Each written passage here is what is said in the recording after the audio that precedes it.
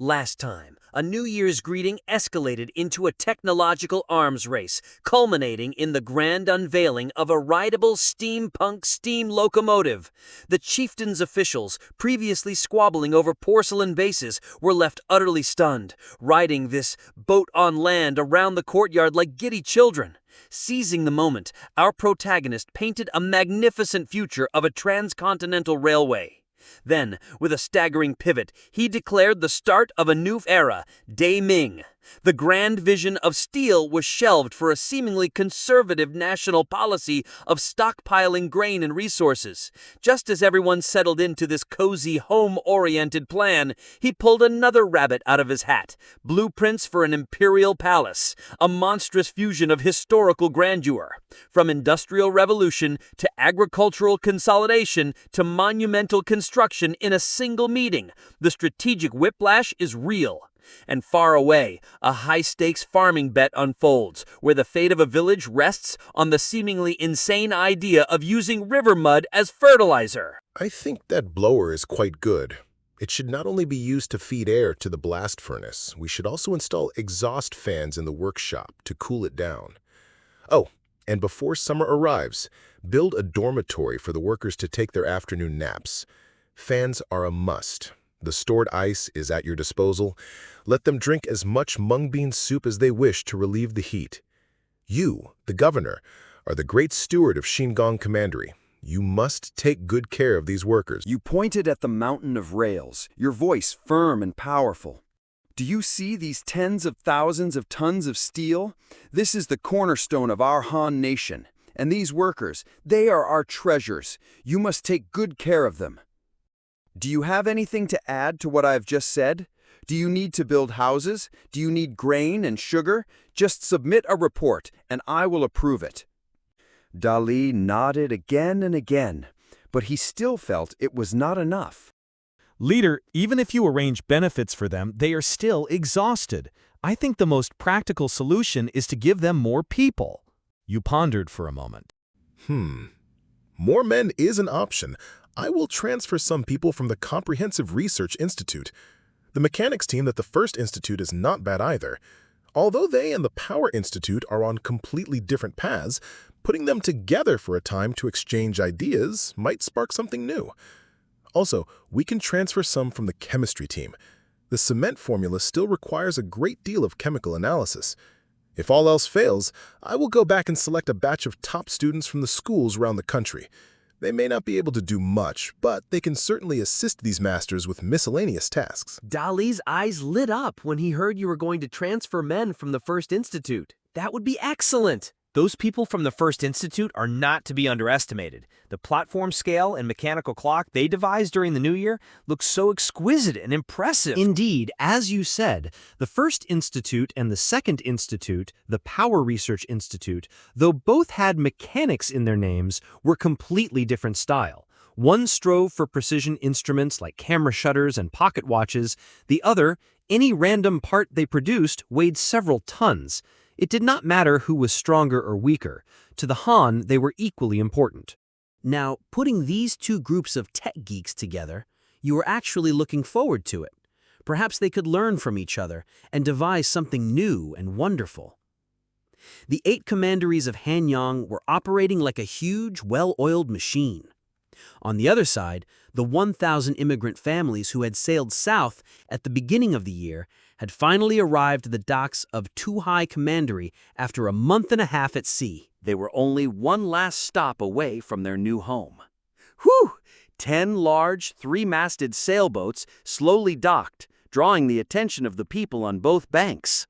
Although Han ships often plied the waters between the north and south, a large fleet of 10 3-masted sailboats was a rare sight. The immigrants needed to rest here for a few days. After being cooped up on the ships for a month and a half without so much as a hot bath, they were all beginning to smell. Now that they were about to arrive at their destination, a bath, a change of clothes, and a good grooming were essential. Dashu had received news of the fleet's arrival days ago and had already made preparations to receive the thousands of immigrants. Along with the ship came several sets of photographic equipment and professional photographers. They were here to make identification cards for the immigrants and to train a batch of local operators. The same equipment and personnel, another set, was prepared for Qiongzhou Island. When the immigrants arrived there, the local people would also have to adopt the same identification card system. All right, everyone on deck. We are almost at our destination. Everyone grab your change of clothes.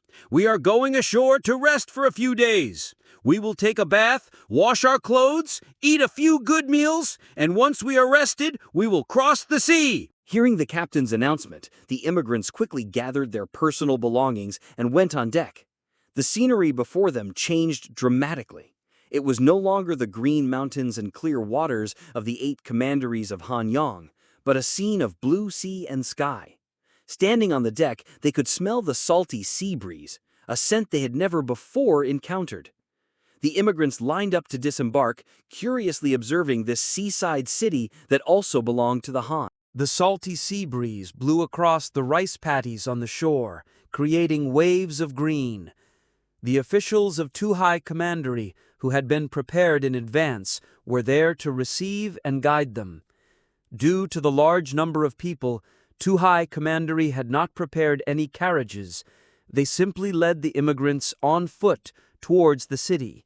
They had been cooped up in the ship's holds for a month and a half, so a walk was a welcome relief for both body and mind. Temporary accommodation was arranged in the commandery's post houses and schools. For this reason, the schools had even given the students a few days off. Otherwise, they truly would not have had enough space to accommodate the nearly 4,000 immigrants. Before long, everyone was taking a bath in batches at the post houses. The schools had also prepared a large number of washing utensils for the immigrants to wash their own clothes. The school square was temporarily turned into a clothes drying ground. Thousands of garments were hung here to dry, a spectacular sight from the teaching building. Soon, the welcoming feast organized by Dashu was ready. Desks were pushed together to form long dining tables, with long benches on both sides. It was simple but practical. Basins of hot food were placed directly on the tables, making the immigrants' mouths water. It was not that they had not had good food before. After all, they had just celebrated the New Year at home. But during the month and a half on the ship, due to limited fuel and inconvenient cooking, the daily meals had been extremely simple. Now, faced with such a sumptuous meal, they could not help but want to eat their fill. While entertaining the immigrants here, Dashu was also in urgent contact with Shui Jinyao on Qiongzhou Island. He inquired about the specific arrangements for the immigrants, how his side should cooperate, and also about the various livestock and supplies.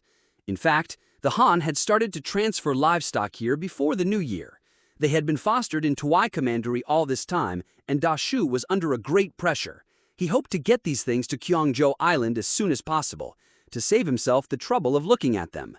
After all, they were not destined for his commandery. Upon receiving the news of the immigrants' arrival into High Commandery, Shui Qinyao also quickly inquired about the preparation progress of the various commanderies under his charge. Had the basic resettlement houses been prepared? Which places were ready to receive the immigrants? When he asked this, he was not only asking about the situation of the resettlement houses built for the immigrants, but also about the attitude of the local people towards the Han. Were they eagerly awaiting the arrival of the immigrants, as in Shanghe village? Or were other villages more resistant? In terms of the local people's sentiment, the Marquis of Anvil was undoubtedly the most successful. He had lived on Qiongzhou Island for several years and was very familiar with the local situation. His long-term undercover work had also made him very good at understanding the minds of men, so he was quite at ease as a governor. Other places were not so smooth. In the areas where the garrison commanders temporarily served as governors, their methods were a bit rough.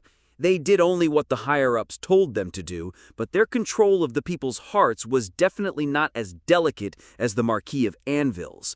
Fortunately, the basic resettlement work was going well in all places. The best performance was in the Marquis of Anvil's Xinhua Commandery. Although it had the largest population and land on the entire island, it was also the best managed. In addition, the situation in Chaoyang Commandery was also good. Chaoyang Commandery had only one large fishing tribe, which was now the Yu clan. The Yu clan had had a good relationship with the mission led by Shouya from early on, and later surrendered to the Han in advance. Therefore, there was basically no need to worry about the immigration matter there. They had long considered themselves part of the Han. Yashan Commandery, needless to say, was originally the mission's base and the area where the mission had worked the most deeply. The local people's attitude towards the Han was relatively friendly. In addition, it was now the seat of the inspector's office, and with Shui Qingyao's direct supervision, the current situation was also good. The most troublesome was still Jiaohai Commandery. Although Zhu Ping was the governor there, he was just a figurehead. The place was originally the old nest of the Sin tribe, and the influence left by Commander Sin was extremely deep. Even now, the administrative management of Jiaohai Commandery was still under the high pressure of the military. However, immigration was not a problem. The people here had always lived in fear of the Han and did not dare to refute any decisions made by the local government. They did whatever they were told. To make them completely identify with the Han, however, would take time and a more gentle way of governance to heal the trauma brought upon them by the Han. At that time, the Han had gone on a killing spree here, which indeed deterred the local people, but it seemed that the deterrence was a bit too much, which led to the current situation. Chui Qiong was even considering whether to transfer the Marquis of Anvil to Jiahai Commandery for a couple of years after the situation in Xinha Commandery stabilized. His governance skills and his understanding of the local situation were something that even Shui Qiong himself could not match. Due to the limited transport capacity of Tuhai Commandery and the different states of preparation in various places, Xu Qingyao finally decided to transfer 600 households over first, placing them in the three commanderies of Qiaoyang, Yashan, and Xinhua. After the situation in Jiaohai Commandery stabilized, he would then send the rest of the people over. Guanhai Commandery did not have a large population and was half mountainous. Shenfeng Commandery was mainly engaged in salt production. Jiaohai Commandery had to mine and smelt metals. In any case, the cultivated land area there was not very large, so it did not matter if they were a little late. In addition, Shui Qingyao wanted to wait for the 4 governors Yu had sent to arrive, take over the governance work from the garrison commanders, and then properly rectify the situation. It would be best to organize them to go to Xinhua Commandery to learn from the Marquis of Anvil before they took office. Upon receiving Shui Qingyao's reply, Daishu moved with purpose. He spread out the immigrant files, his finger tracing down the lists as he selected the vanguard for the first landing on Qiongzhou Island. The initial wave would consist mainly of skilled farmers and herders. It was now the middle of the 2nd month in the first year of the Daming era. After 3 days of rest and a week-long sea voyage, they would arrive and settle just as the month drew to a close. Then they could immediately lead the local villagers in converting the paddy fields. When the corn was harvested in March, they could seamlessly switch to planting rice. The timing was perfect. In the schools of Douhai Commandery, the first batch of selected immigrants received their notices. A current of anxiety and anticipation ran through them. They were nervous that the conditions at their new home would be harsh. They were immigrants after all. If it was a truly fine place, would it have fallen to them? Yet they were excited, for the tribe had given them so many subsidies and benefits. As long as they worked hard, their future would surely be bright. 3 days later, the first contingent of 600 immigrant families was ready to depart. They had only rested briefly in Tuahai Commandery before boarding the ships again, their destination, Qiongzhou Island. This time, the fleet was even larger than the one that had arrived. 6 3-masted sailboats and a dozen 2-masted ones formed a vast, moving sea fortress. Besides the immigrants, the ships were also loaded with a great number of livestock, ready to be distributed to the local people upon arrival. At the mouth of the Luyang River, immigrants stood on the decks, gazing at the boundless blue sea before them, all of them awestruck. A sailor on one of the ships, with time on his hands, struck up a conversation. "Hey, friend, see this blue water beneath us? This water, it's not like the river back home. It's salty. Looks like a lot, but you can't drink a drop." A young boy named Renzuo asked, his eyes wide with curiosity. Salty? Truly? Then how vast is this sea? How much salt would one have to pour in to make it so? The sailor said, a proud cant to his eyebrow. You don't get it, do you? The salt in here wasn't put in by men, it was born here. Our leader says the sea is a boundless treasure mine. Just by evaporating the water, you can make a fortune. He then proceeded to enlighten these country bumpkins about the local situation, speaking of rock salt and sea salt, leaving them all dumbfounded.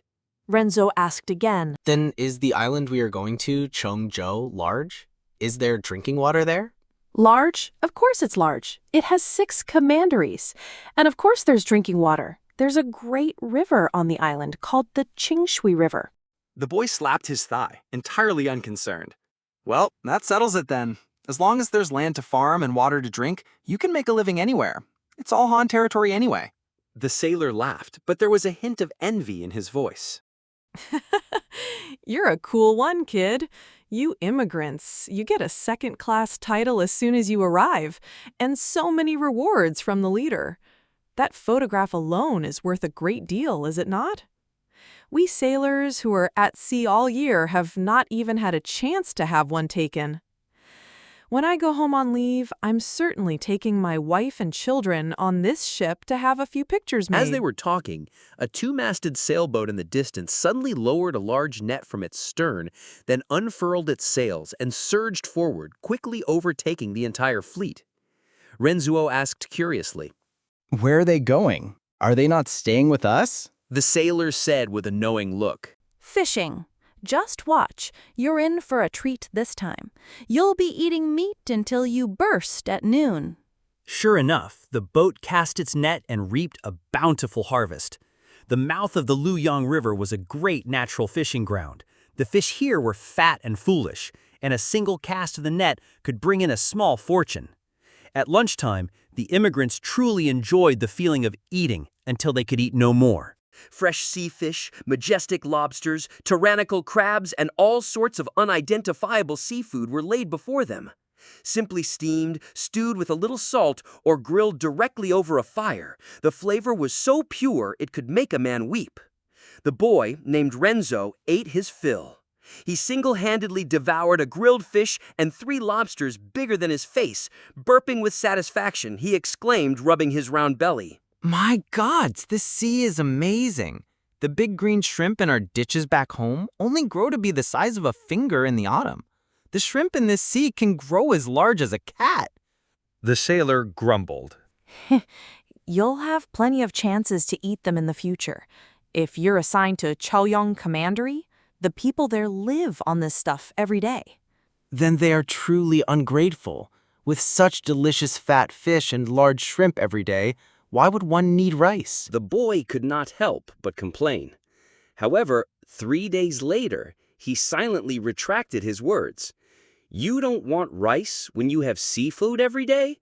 That was certainly something only someone who had never had seafood would say. After 3 consecutive days of feasting on the bounty of the sea, Renzuo found himself dreaming of a bowl of fragrant rice. A week later, the fleet finally reached its destination, Yashan Commandery, Qiongzhou Island. The immigrants would disembark here, be regrouped, and then take smaller boats to their final homes. The inspector's office was responsible for their temporary reception, but there were no spacious schools here, only temporary tents. This alone was enough to reveal the backwardness of the place. The officials of the various commanderies had been waiting for a long time to receive their charges. An official in a black robe, holding a list, asked before one of the tents, "Is Hu Shan from Danshan County, Hanyang Commandery, in this tent?" A man in his 20s in the tent quickly replied, "Here, I am he." "I am Tian Chao, the official from Hinghua Commandery responsible for leading you to your new homes." The official nodded. Tian Cao, now I will read several more names. When you hear your name, answer. The 10 of you will be in the same village from now on. Tian Cao, Hu Shan, Yuan Hua, Lu Jian On, Wen Shao, Shay Li, Ren Zong. The heads of the households whose names were called quickly emerged from their tents and gathered together. Tian Cao, the official responsible for leading them, cleared his throat and spoke again. Tenkao, listen, all of you. An official in a black robe cleared his throat, his voice carrying over the small group of 10 families, some 30-odd souls in all. My name is Ten Chao. I am the official from Shihua Commandery charged with your resettlement. From this day forward, you 10 families constitute a Shi. You will be neighbors for the rest of your lives, so it is vital that you get along. Pay no mind that you come from different commanderies in the Hanyang region. Here you are all fellow countrymen. In the days to come, if the local people cannot help you, you will only have each other to rely upon. You must build good and strong relations. You have all been on the boats for many days. Rest now, speak with one another, and become acquainted. I will go and arrange for your meals. During the meal, I will give you a detailed account of the village to which you are assigned and the tasks the tribe has given you.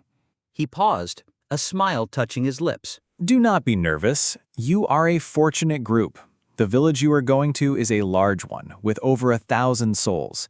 The people there hold a very favorable attitude towards our Han and have been eagerly awaiting your arrival. Your houses have also been built, brand new brick houses, all constructed to the specifications of a second-class title. You may move in at once. Whatever you may be lacking, the tribe will arrange for you. The locals put forth a great deal of effort in building your homes, so you must thank them properly. Of course, there's no need to be overly solicitous. Simply interact with them as you would any neighbor.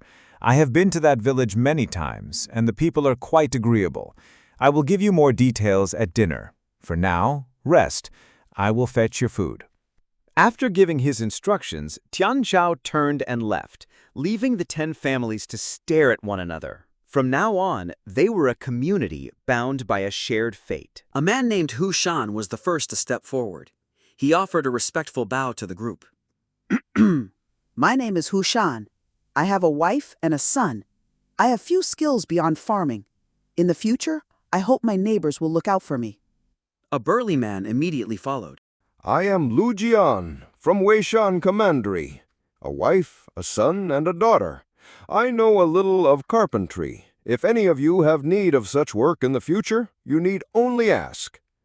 A young man in a sky-blue robe, holding the hand of his newlywed wife, stepped forward shyly. Greetings, uncles. My name is Yuan Hua. I am 15 this year, and this is my wife, King Sha. It is just the two of us. We have come here to teach. A man in his late 20s praised before introducing himself. Teaching is good work. To be able to read and write, you may become an official. You are more capable than the likes of us. My name is Wen Shou, a wife, a son, and a daughter. I can press oil, grind flour, and tap lacquer. My wife can reel silk and weave brocade, and she is skilled with ordinary cotton and hemp as well. If any of you need anything, just ask. A sturdy man with sharp eyes spoke, his voice deep. Renzong, a wife and 2 boys, Renzuo and Renyu. I am a blacksmith. My wife is from a pastoral family and is skilled at raising livestock and riding horses. In the future, should you have need of us, we will not hesitate to help. Hearing this, the others could not help but take a second look at him. The man wore a fine-looking sword at his waist, likely of his own forge. A man like this should have done well for himself in the 8 commanderies of Hanyang. Why would he choose to immigrate? Something was not quite right. And it was not, for this Renzong was a member of the Jinwu Guard, specially dispatched to serve as an eye among the settlers. A slightly stout, middle-aged man said with a chuckle, I am Xie Li. My wife and I have 1 son. We know not how to do anything of note, except how to eat. As our leader says, we are here to promote good food. Oh, and my family also knows how to make tofu and soy milk. We hope for your patronage in the future. Making tofu is a fine trade. I love sweet tofu pudding. A young man in his 20s chimed in, grinning. When all eyes turned to him, he introduced himself. My name is Shibo. I have a wife and 2 sons. I used to be a cart driver in Sitong County. I know a little of everything, but am a master of nothing. I wonder if there will be any carts for me to drive here. In the future, I will be counting on my neighbor's help. A young man who seemed rather earnest introduced himself. Shanpeng from Fuma Pass. Just married, so it is just the two of us. My father is a potter, and I learned a little from him. I will make some pots and pans for everyone when I have the chance. The last of the middle-aged men said, offering a bow to the group. Aoki. Just one child. I am a leather worker. I can tan hides and make shoes. My wife is a tailor and can make clothes. If you need anything, just let us know. The crowd returned the gesture. A slow understanding dawned upon them. They were a formidable little group. They had everything: a carpenter, a blacksmith, a potter, a cook, a tailor, a teacher. Even the least skilled among them knew how to farm, raise livestock, or drive a cart. Not to mention the one who could press oil and grind flour. If nothing else, with their combined skills, their future looked promising. In total, there were 10 families. The largest had 4 members, the smallest just 2, for a total of 34 people. It seemed that having only one child was a rarity. The group began to chat, telling one another of their origins. Some even took out photo albums, showing off their other relatives or their family's past glories. Their bond quickly grew stronger. When they were more or less familiar with one another, they began to discuss their views on Qiongzhou Island and how they should conduct their lives. They agreed that if they encountered bullying or exclusion from the locals, they must stand together. Before long, Tian Chao returned, having arranged for their food and confirmed with the inspector's office the list of livestock and supplies to be transported to Shanghe village. With him were 2 men carrying food, a pole with a bucket of porridge and flatbreads, and another with vegetables and meat, the meat being, once again, primarily sea fish. Seeing them, Renzong's 2 sons, Renzoa and Renyu, immediately spread a straw mat on the ground and helped unload the food, allowing their father to distribute it. The meal was of a quality that would have been considered excellent even in the 8 commanderies of Hanyang, though the dining environment was simple. Everyone sat on the ground in a circle, with Tian Chao at its head, ready to hear him speak of their new home. Tian Chao said after taking a few bites, I have reported everything, and I have procured the livestock for your village. The rewards the leader promised you have all been fulfilled. In terms of livestock, each family receives 1 donkey, 2 piglets, 2 sheep, a cage of rabbits, 5 pairs of chickens and ducks, and a pair of cats and dogs. The resettlement fee of 100 yuan per family should have been given to you, yes? In addition, each family also gets a flying shuttle loom and a foot-powered spinning wheel. Now, let me ask you, do you wish to take what is on the list, or would you prefer to make some changes? For example, if any of you do not want a donkey, I can exchange it for a pig. If you do not want a pig, I can exchange it for sheep. We can discuss it now while we are still here. Once we are on the boat tomorrow, you will not be able to change your mind. So think on it quickly. I will not let you be at a disadvantage. If there is any discrepancy in value, I will compensate you with money. Hearing Tian Chao's question, the crowd immediately began to consider and discuss. They already knew one another's skills. Some families truly had no need for so many livestock and would not have time to raise them. To be able to make an exchange now would be a great convenience. The young teaching couple Yuan Hua and Qing Sha discussed the matter. They would soon have children of their own, and they had land to farm. If they were given so many animals, they would not have time to feed them. The daily care of livestock required a great deal of energy. They decided to request only chickens, ducks, cats, dogs, a cage of rabbits, and 6 sheep. They would forego the donkey and pigs, planning to exchange them for money to raise their future children. Chickens and ducks needed little care. They could be raised free-range in the yard and fed grain or rice bran. Crucially, they provided not only meat, but also nutritious eggs, a vital staple. Cats and dogs would guard the house and could be fed scraps. Rabbits reproduced quickly, providing both fur and meat, and could be sustained on alfalfa. They would be a major source of meat in the future. The young couple, Yuan Hua and Qing Xia, requested 6 sheep because they worried she might not have enough milk after giving birth. The sheep's milk could serve as a supplement. A thoughtful idea. Tian Xiao nodded, took out his small notebook, and jotted it down with a few quick strokes. Hearing this, the others began to have ideas of their own. The Xie Li family, charged with promoting the culinary arts, wanted everything. After all, what is a chef without ingredients? A general without an army? The blacksmith, Renzong's family, had no need for a donkey or pigs. They wished to trade them for a horse. Even a colt would do, and they were willing to pay the difference. Most families chose to forego a donkey. They had few opportunities to travel far, and for plowing or pulling carts, it was more cost-effective to rent from the government. That was how they had done it back in the 8 commanderies of Hanyang. The surplus donkey quota became a hot commodity. Some exchanged it directly for 2 large fat pigs. This was a far better bargain than taking piglets. A large sow could have a litter of at least 7 or 8 piglets a year, sometimes as many as 12 or 13. In just a year or two, their homes would be overrun with pigs. Was that not better than a donkey? Others chose to exchange the donkey for a few more sheep.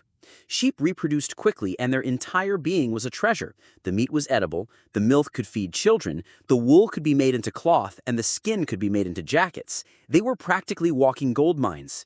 As for the smaller animals like cats, dogs, rabbits, chickens, and ducks, every family wanted them. They were easy to raise and had good economic value. But the most peculiar request of all came from the young couple Shan Peng. These descendants of a potter from Fuma Pass wanted neither a donkey, nor pigs, nor sheep. Instead, they used their quota to trade for 5 alpacas, 2 males and 3 females. The crowd stared in confusion, but Shan Peng had a perfectly logical explanation. Alpacas can also produce milk, which can serve as a supplement for feeding children in the future. Besides, you all have pigs and sheep. They will have young sooner or later, will they not? Then I can simply buy piglets and lambs from you. In a few years, our family will have everything as well. But none of you chose alpacas. If I do not choose them either, then we will never see alpacas again, will we? And the economic value of alpacas is high. They are no worse than donkeys for turning a millstone. They also produce wool, which can be woven into cloth that is worth a fortune. He turned to Tian Shui. Brother Tian, can our family trade for alpaca? Yes, there are indeed alpacas here. Although not many, I do not think many people will want them. I can approve your 5. That is good as well. Although none of our families have everything, if we pool our resources, we will have everything. In a few years, we can trade among ourselves and have a complete set of livestock. Exactly. That is what I wanted to discuss with you. We have not only prepared livestock for you immigrants, but also for the local people. But the quantity is not large, so in the first few years after you move in, try to breed these animals and expand the population. Popularize them in the village first. I estimate you will not be eating much pork in the first few years.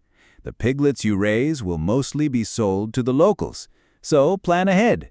Even if you cannot eat pork, you can still make money by selling them. He changed the subject. You should have heard something about the purpose of the tribe having you immigrate here, yes? The crowd nodded. There is no such thing as a free lunch. With all the titles and rewards, it could not just be for them to move to a new place. Yuanhua stood up and offered his analysis.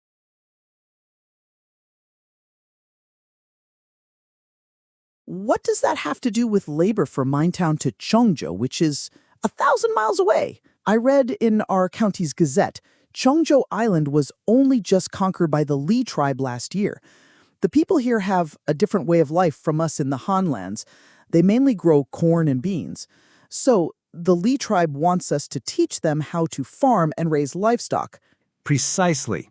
Qiongzhou Island has not yet begun to plant rice. When you arrive, after you harvest this crop of corn, the village you are going to is called Shanghe village. Lead the local people it has over 1,000 rice. people.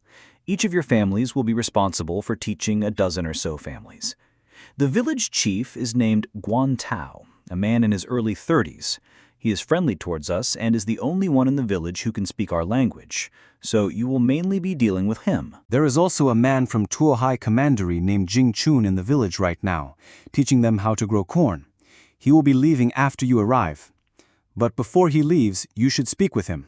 He is more familiar with the situation in the village than I am. There is also a man from Tuohai Commandery named Jing Chun in the village right now, teaching them how to grow corn. He will be leaving after you arrive. But before he leaves, you should speak with him. He is more familiar with the situation in the village than I am." Tian Cao slurped his porridge and continued his introduction. "The villagers were a great help when building your houses, so it seems they welcome you. Your housing and farmland are all been arranged, but the land there has been cultivated for hundreds of years, so its fertility cannot compare to our own. When you teach the locals how to farm, remember to use more fertilizer. The compost pit has already been dug. You must make use of human and animal waste. We have already transported all the crop seeds you will need to Shanghe village. You can distribute them according to the amount of farmland each family has. The village has also built a school. You can decide among yourselves who will teach. The village also has a windmill mill and an oil press. They are not yet finished, but when they are, you will be in charge of managing them. But remember, these are public property. You cannot claim them as your own, and you must teach the locals how to operate them." Now, you all listen to me. Tian Cao's gaze swept slowly over everyone present, his tone hardening a fraction. Though they have only recently submitted to the Han, you are not to look down on them. You are not to treat them as outsiders. From now on, they are also people of our Han nation. This commandery is also a commandery of our Han nation. I hope you can live in peace and teach them our customs as soon as possible, so that our two peoples may quickly integrate. His finger pointed to Renzong's two teenage sons, Renzor and Renyu. A teasing smile tugged at the corner of Tian Chao's mouth. Especially you boys. In a few more years, you will be adults, and you will have to establish your own households. Running back home to find a wife is out of the question. So, get along with the villagers. Your future wives will have to be chosen from among them. Do you understand, boys? A group of teenage boys blushed, smiling sheepishly. All right, that is all I have to say. Just remember the name Guantao. After all, no one else speaks our language. If you have any problems, you need only go to him. You will spend the night here in the tents. Tomorrow morning, we will set off by boat, and we will arrive at Shanghe village on the same day. I will stay with you in the village for a few days until you are completely settled. Do not worry. Lu Jianan, one of the immigrants, suddenly raised his hand. Brother Tian, I have another question. We brought a few carbide lamps with us. I was just wondering, is there any carbide for sale here? This was indeed a significant problem. Coming from the 8 commanderies of Hanyang, they were accustomed to brightly lit nights. If they had to live in darkness every day in their new home, it would be a jarring change. Tian shrugged, a helpless look on his face. Well, not at the moment, but I have made a note of it. I will report it to the higher-ups. If Tuohai Commandery has any in stock, you will be able to buy it next month at the latest. If not, we will have to transport it from Hanyang. That will take at least 2 months. You had best make some preparations in advance. The supplies currently being transported to Qiongzhou Island were all strategic materials like grain seeds, steel farming tools, and livestock, or emigrants. There was no spare capacity to transport carbide lamps. Brother Tian, are salt and iron sold here? Tian Xiao immediately explained. Yes, of course. Salt and iron are both sold by the government.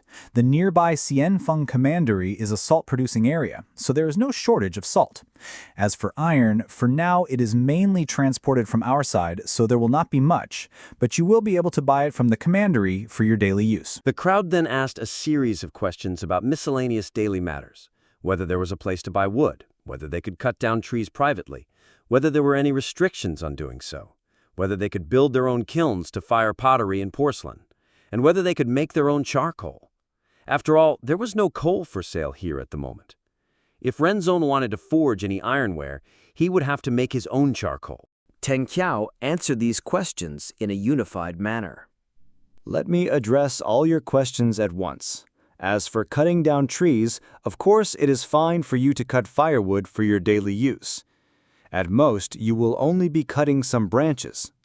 If you want to cut down whole trees, that is possible, but there are designated areas. You cannot simply cut down trees in any forest you like. I cannot tell you the specific areas right now. I will have to ask the Marquis when I get back and then inform you. If you truly need to make some wooden products, you can send someone to the commandery to buy wood. After all, even if you cut it down yourselves, you will have to let it air dry for 2 or 3 years until the wood is completely dry before you can use it. But our commandery has a dedicated wood processing plant. Not only do they have sawmills, but they also have drying rooms. You can buy dried and processed wood directly from there. For example, if you want to make a table or a bed, you do not have to saw the boards yourselves. You can buy pre-sawn boards directly. As for building kilns, small pottery kilns are fine. You can fire some pottery for your own use, or sell it in the village, or even sell it outside. But you are absolutely not allowed to build brick and tile kilns privately in the village. Brick kilns require a large amount of clay, which you cannot just dig up from the paddy fields. If you are charged with destroying farmland, you will be punished. As for making charcoal, we do not have any coal for sale here at the moment. If you need to make some for your own use, that is fine, as long as the wood you use is cut from the designated areas. That will be fine. All right. We have no other questions then. The heads of the household said, indicating their understanding. The conversation about their future life and tasks was finally over. After dinner, everyone went to bed early. The next morning, these dozens of people destined for Shanghai village, escorted by a fleet of single-masted sailboats, set off in a grand procession. The scenery along the way was completely different from the month-and-a-half journey they had just taken. On both sides of the river were vast expanses of farmland, with villages dotted among the fields. The signs of human activity and the smoke of cooking fires grew stronger and stronger. This was what it felt like to be alive. The fleet sailed upstream, and finally, in the afternoon, they arrived at Shanghe village. Tian Chao was the first to jump ashore, and he immediately saw Guan Tao and Jing Chun in the crowd. Tian Chao, "Brother Guan, Brother Jing, I have kept you waiting." Not at all, not at all. Brother Tian, how many people have been assigned to our village? 10 families, over 30 people. Tian Chao patted his shoulder and smiled. I know what you are thinking. Do not worry. These people are all talented. In a moment, you can organize the villagers to help them move their things. There's also a batch of livestock to be distributed to everyone. And you, Jing Chun, you must participate as well. I want you to take these 10 immigrant families to familiarize themselves with the situation in the village. In 2 days at most, I will send you home. You are not letting me go yet. If I do not go back soon, I'm afraid my son would not even recognize me as his father. Jing Chun pretended to complain. If I do not go back soon, I'm afraid my son would not even recognize me. Tian Chao mercilessly exposed him. Don't worry. Do you think the government office will not reward you handsomely? I was just kidding. Your Excellency, please do not take it seriously. Jing Chuan immediately surrendered. The three of them chatted and laughed as they approached the group of immigrants who had just gathered. Tian Chao made the introductions. This is Guan Tao, the village chief of Shanghe. In the future, if you have any problems, you can go to him. And this is Brother Jing Chun from Tuohai Commandery. But he will not be staying for long. He will be leaving in a couple of days. Guan Tao immediately responded in fluent Mandarin, bowing solemnly to the crowd. Welcome, everyone. You have come a long way. From now on, we are all fellow villagers. Do not worry. As long as I, Guan Tao, am alive, I will not let you be wronged. I hope that in the days to come, you great talents from the north will look after our village. The immigrants quickly returned the gesture, exchanging polite greetings. Next came the great moving in.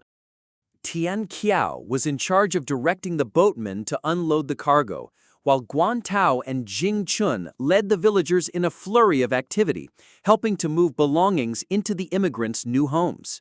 The 10 new brick houses were all built to the same specifications, but their locations were carefully chosen. For example, the 2 courtyards next to the school were assigned to the teaching couple, Yuan Hua and Jing Chia, and the other young couple, Shan Pong and his wife, for their convenience. The house with the small stone mill in the side room was naturally reserved for the tofu-making Xia Li family. The carpenter Lu Jianan's house was closest to the future mill, and the family of the blacksmith Ren Zong, whose martial prowess was evident, was placed in the house closest to the local villagers, clearly designating them the security captains. Ren Zong had no objections, and everyone else was overjoyed. After all the luggage brought from the 8 commanderies of Hanyang was moved into the houses, and the assigned livestock were herded into their pens, the matter of settling the immigrants was finally concluded. Of course, the new houses were essentially empty, save for a heated Kong bed and a bamboo mat. They would have to build their own tables and chairs. But Hu Shan's family could not be bothered with that. The first thing they did was to find Guan Tao and Jing Shun and ask where they could find fodder for their livestock. They could not let the animals go hungry. They were counting on them to produce offspring and be propagated throughout the village. Guan Tao and Jing Shun had already prepared for this and immediately arranged for the villagers to help. At the same time, in the village's central threshing ground, livestock was also being distributed to the local villagers. They were mountains of cages, mostly filled with rabbits. This creature was a relentless breeding machine. The Han had plenty of them, enough for everyone. The most precious were the 20-odd 2-month-old black and white piglets. This was a superior breed of pig that the Han had saved for several years without eating, with a high meat yield and a docile temperament. Tian Chao pointed to the piglets and said to Guan Tao, "This creature is called a pig. It is for eating. It is delicate, and it needs to be fed fodder and grain. Ask the villagers who wishes to raise them, and each family can take one home. I will have the immigrants teach you how to raise them later." All right, no problem. Guan Tao readily agreed. Then he pointed to the large white rabbits and asked curiously, "We've never seen this kind of white rabbit here. Does every family get one?" Tian Cao nodded with a smile. That is right. Every family gets a snow rabbit. From now on, you will be able to eat meat every day. The children had only ever seen bamboo houses, and these houses built on flat ground were as magical as alien structures in their eyes. And the small animals like the kittens and piglets were new and strange creatures they had never before seen. Come, come, little girl, come in. Lu Jianan's wife saw the small heads peeking at the door and immediately took out a bag of red hard candy from a box. Although the children could not understand her words, they saw her kind and gentle face and did not think she was a bad person, so they cautiously walked over. Lu's wife put a piece of red candy into a little girl's mouth. The little girl's eyes instantly lit up. Gods above, what is this divine taste? She danced with joy, even curtsying to Lu's wife like an adult, before taking a large handful of candy and running off to share it with her friends at the door. The new people from the north have delicious sweet things to eat, sweeter than honey. This news spread through the village like wildfire. After sharing the candy, the little girl ran to the weaving house, found her mother who was working, and spat the candy she was sucking on directly into her mother's mouth. Her mother was taken aback by this sudden sweet attack, and then her eyes widened in surprise. The translucent red hard candy in her palm undoubtedly proved that this was a treasure that only the new people from the Han possessed. Did they give this to you? Uh-huh. The new people in the village gave it to me. They gave me a lot. Good girl, you eat it yourself. I just wanted a taste. The woman said this, handing the precious candy back to her daughter. The little girl happily took it and ran off. On the other side of the village, a different kind of industry was stirring. The carpenter, Lu Jianan, upon hearing that the village's windmill was not yet complete, could not sit still. He decided to go and see if he could lend his skills. Besides, its construction would surely require a great deal of timber. He thought, perhaps, that he could befriend the master carpenter and salvage some offcuts for his own family's furniture. Wen Shu, who knew the arts of pressing oil and grinding flour, tagged along. If all went as expected, one of the 2 factories in the village would be his to manage. It was wise to familiarize himself with the work now. The farmer, Hu Shan for his part, took his sons straight to their fields. The land was bare, save for a scattering of wild grass. In an age where food was everything, to let land lie fallow was a sin. He surveyed the plot and felt a sense of relief. Although the land was not as fertile as his old home, it was by no means barren. Converting the dry land to paddies would be troublesome work, taking several days. After discussing it with his son, he decided to first plant the supplementary fields. What would they plant? Vegetables. Shanghe village currently offered nothing but corn, beans, and bamboo shoots, a diet to which the Han were unaccustomed. The most pressing need was to get some proper vegetables in the ground.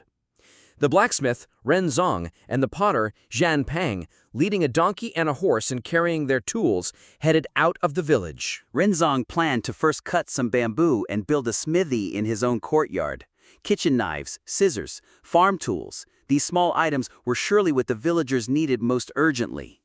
Shen Pang, on the other hand, wanted to find some suitable clay near the village, not from the fields, to take back and fire some pots and pans. The Shili family was busy setting up the small stone mill they had brought from their old home. The couple washed rice and soaked beans, preparing to open for business the next day and restart their tofu workshop.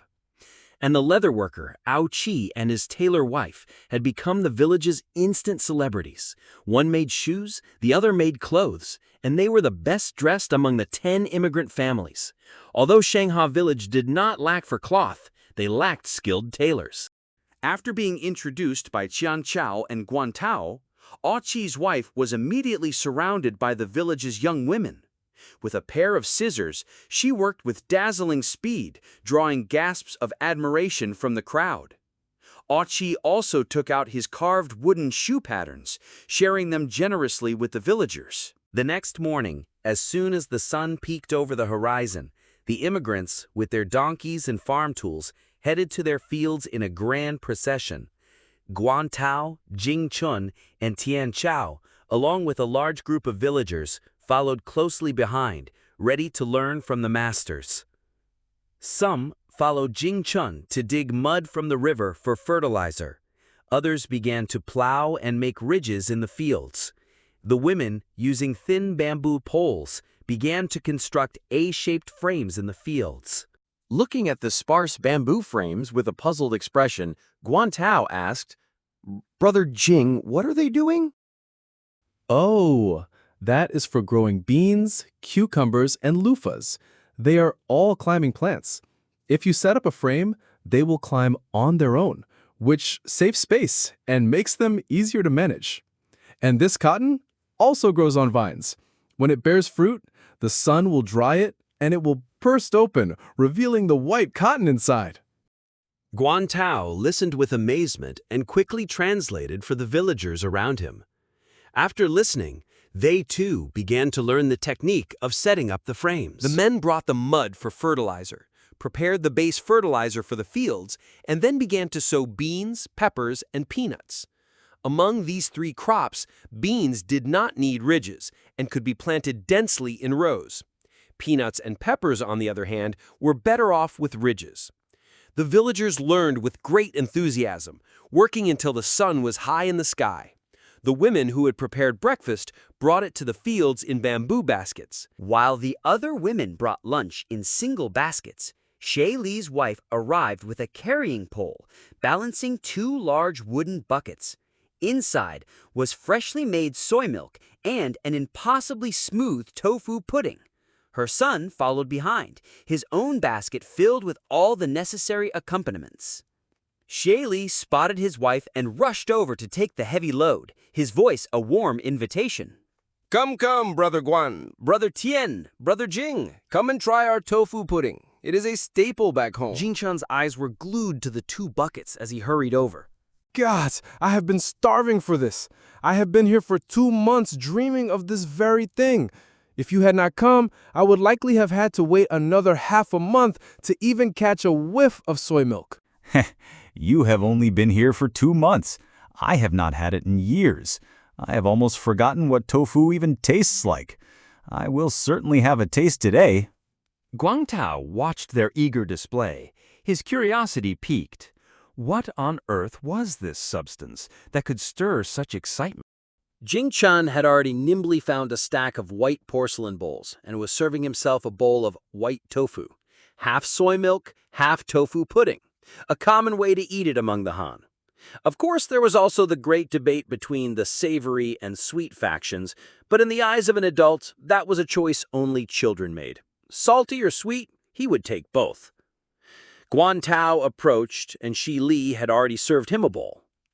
Let me see what this is all about. Come, Brother Guan, have a taste. Guantao took a curious sip, savoring the flavor. It had a light, clean soybean taste. Not bad. But it was not filling, and it took up space in his stomach.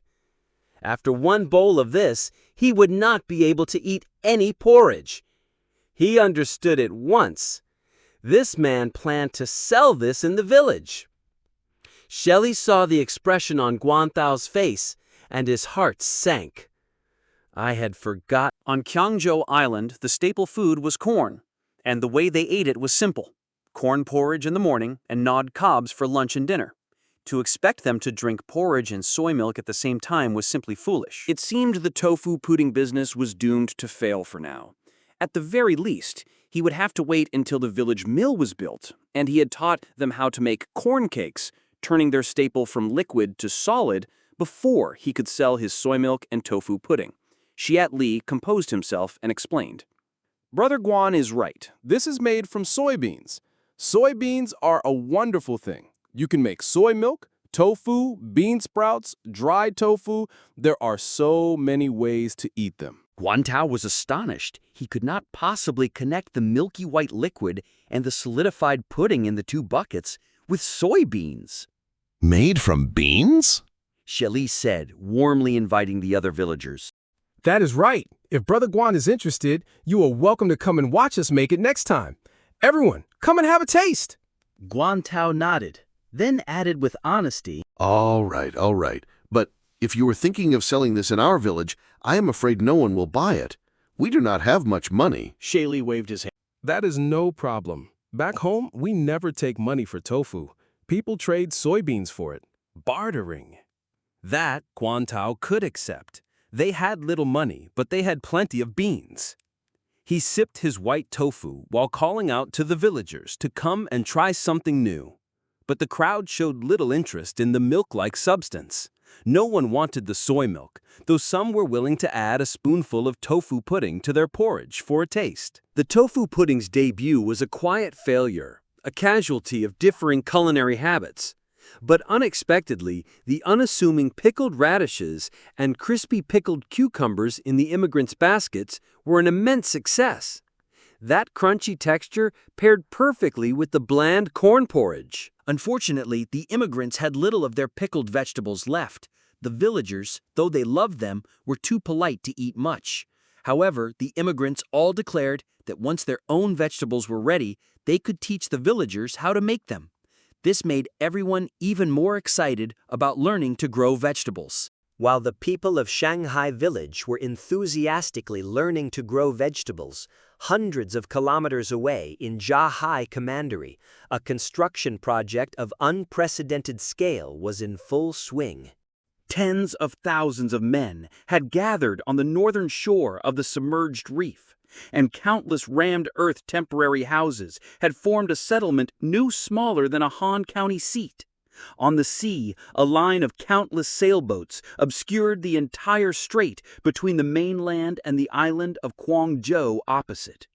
On the mainland shore, the coastal mountains were already bare, their trees felled for building materials and the temporary pier. A deafening roar echoed as thousands of pounds of black powder blasted the mountainside, sending earth and rock flying and raising a cloud of smoke that blotted out the sun.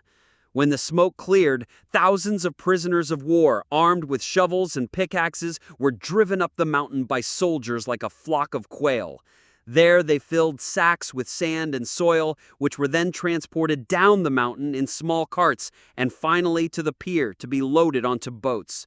Thousands of prisoners of war were armed with pickaxes that could shatter iron armor and shovels sharp enough to decapitate. Yet not one dared to rebel. It was absurd to even consider. After witnessing the mountain-splitting, earth-shattering explosions that seemed to be a form of black magic, no one could muster the will to resist. Did you not see the house-sized boulders on the mountain blasted into smithereens? Rebel? With what? Your head? And so, thousands of prisoners of war, like ants moving a mountain, packed the loosened rock and earth from the explosions into sacks and transported them to the docks to be loaded onto sailboats. The fleet then carried the countless sandbags to the submerged reef in the middle of the strait. The remaining thousands of men were either unloading sandbags from the boats or soaking in the cold seawater, using the sandbags to build a series of gravity dams. In their eyes, this was something only gods could do. To blast open a mountain, pack it into bags, and then fill the sea? Was this not the literal moving mountains and filling the sea from the legends? These Han who had captured them were a pack of lunatics. Of course, to call it a sea-blocking dam was not entirely accurate. In reality, it was more like a series of giant wells driven into the sea. The engineering command camp on the shore was almost the size of a county seat. Elder Zhu Ping stood before a huge sand table, his heart pounding with excitement. Although he held the title of governor, his real duty was to oversee this heaven-defying sea-crossing bridge project. It was not until he saw the actual models made by the Han construction masters that he realized the sheer scale and audacity of the project he was a part of. He now felt that if he could just see the bridge completed, he would die a happy man. The first step of the bridge project was to gather hydrological data and survey the geological conditions. Zhui Qingyao had hired 100 fishermen from Chaoyang Commandery at a high price using their diving skills to explore the seabed. Finally, it was determined that this sea-crossing bridge connecting the mainland and Qiongzhou Island would have a staggering total length of 25 kilometers, and it would be a double-decker, road-rail, elevated continuous arch bridge. The construction method was nothing short of insane. First, they would locate the piers on the underwater reef with a span of 50 meters. Then, they would use sandbags to build a giant well around each pier construction site, isolating it from the sea. Next, using explosives and manual labor, they would drill vertical shafts into the reef, insert precast reinforced concrete pipes, and then inject concrete, essentially driving giant nails into the seabed. And they needed a pair of these nails every 50 meters. The entire bridge would require nearly 500 of these tens of meters high reinforced concrete piers. This was the equivalent of connecting 500 Jiaozhou bridges end to end to form a giant dragon spanning the strait. In the middle of the bridge, there were also 6 super-long arch bridges with a span of 100 meters for the passage of 3-masted sailboats. The bridge deck was 35 meters wide with 6 lanes in both directions. In the middle were 2 1.8-meter-wide heavy-duty railway tracks, and on both sides were 4 lanes for horse-drawn carriages. All lanes were on the same level. This design was the absolute limit of what the Han could achieve at present. Right now, the project was still in its initial stages. The prisoners of war were piling up sandbags on the reef, enclosing the areas where the piers were to be drilled, forming huge, rectangular basins that were 5 meters higher than the highest tide level. In just over 10 days, they had already built nearly 20 of these basins. Now, all they were waiting for was for you to send the steel and cement, and they could immediately start pouring the bridge piers. At the same time, on the other end of Qiongzhou Island, in Yashan Commandery, another project was under construction simultaneously, the Dawn Lighthouse. This lighthouse perched on a reef would illuminate the voyage for ships traveling between Tohai Commandery and Qiongzhou Island. Compared to the grandeur of the sea-crossing bridge, this lighthouse was at most a small building, and the construction team consisted of only a few dozen people. When this lighthouse was completed, they would go to Tohai Commandery to build another one, the Yaoguang Lighthouse. For now, they would simply light up the 2 most important seaports of the Han nation. In the first year of the Da Ming era, early March, the entire Han nation was like a giant, wound-up clockwork machine, whirring and clanking into motion. The sea-crossing bridge, the lighthouse, the strategic granaries, all projects were in full swing. In the fields, the people toiled diligently, a picture of prosperity. On the 5th day of the 3rd month, you were still in the Research Institute in Xinjiang Commandery, wearing a large mask, personally instructing the tech geeks on cement solidification experiments. Just then, a personal guard came to report that Eugene had returned. He had already reached Dongxin Commandery and would arrive at the docks of Liuyang Commandery in another day. The guard had come specifically to ask where you would grace this travel-worn meritorious servant with your presence. You had specifically summoned this UG back to be in charge of building the future capital's imperial palace. So it had to be in Liuyang Commandery. Coincidentally, the palace model you had commissioned was also there. It would be convenient to explain things to him with the model, would it not? Pass the word. Tell Yuji to go directly to Liuyang Commandery and wait. Also, arrange my schedule. We will set off for Liuyang Commandery today as well. Let us go through Satang County. It is faster. Yes, sir. The guard took his leave. You turned back to the group of eager-to-learn tech geeks in the Research Institute and began your sermon. This cement formula cannot be set in stone. You need to run multiple experiment groups. The ratio of calcinized clinker to gypsum needs to be tested repeatedly. The ratio of iron powder and clay also needs to be experimented with. See if adding more can make the concrete harder, more resistant to pressure, and more impact resistant. And also, I want a fast-drying cement developed. For the concrete ratio, let us start with 4 parts crushed stone, 2 parts coarse sand, and 1 part cement. I want you to test it to death. Drying speed, pressure resistance, impact resistance. Not a single one can be missed. I am not in a hurry for you to get it done, but the quality must be guaranteed. I do not want the bridge I worked so hard to build to collapse. And you do not want to see the train you built plunge into the sea to feed the turtles because of poor bridge quality, do you? All right, I have other things to attend to. You all work hard. After explaining the key points of cement research and development, you set off with your guards for Liuyang Commandery. On the way, you stayed overnight in Xitong County and inspected the local construction situation. The next morning, you continued on your way and finally arrived at the government office of Liuyang Commandery before noon. Yuji had not yet arrived. According to the message he sent back yesterday, the earliest he could arrive was before dinner that day. And Yu Fu, who had also received your summons, would be another 10 days or so later. But you were not in a hurry. It was not as if you needed them both at this very moment. You first went to see the craftsmen who were making the palace model in the government office of Liuyang Commandery and checked their progress.